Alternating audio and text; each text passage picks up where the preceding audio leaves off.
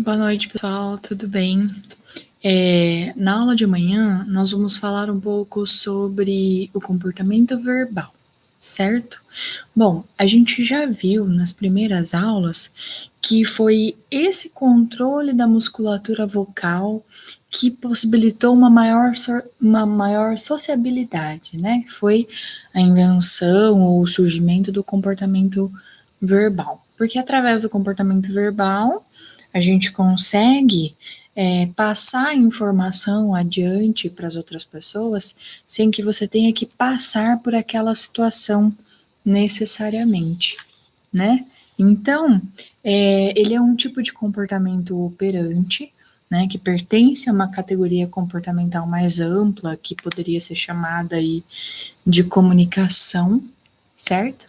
E aí nós aprendemos o comportamento verbal. As pessoas, por aproximações sucessivas, através da mediação de um falante e de um ouvinte, vão desenvolvendo o seu comportamento verbal, vão adquirindo, né, essa habilidade.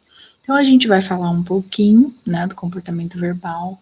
Nem todo mundo que faz barulho e que faz algum tipo de som está se comunicando, assim como nem todo mundo que não faz nenhum som não vai estar se comunicando, né? Como, por exemplo, na língua de sinais.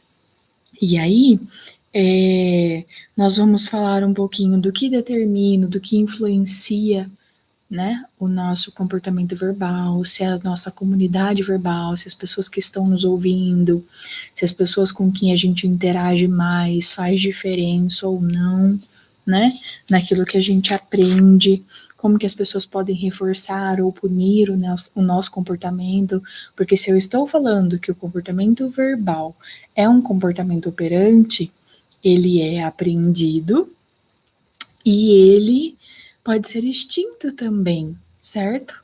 Então eu vou de repente deixar de falar em uma determinada ocasião ou falar mais em outra, porque eu estou sendo reforçado ou punido por determinadas pessoas que estão à minha volta, certo? Nós vamos falar um pouquinho das características da linguagem também, né?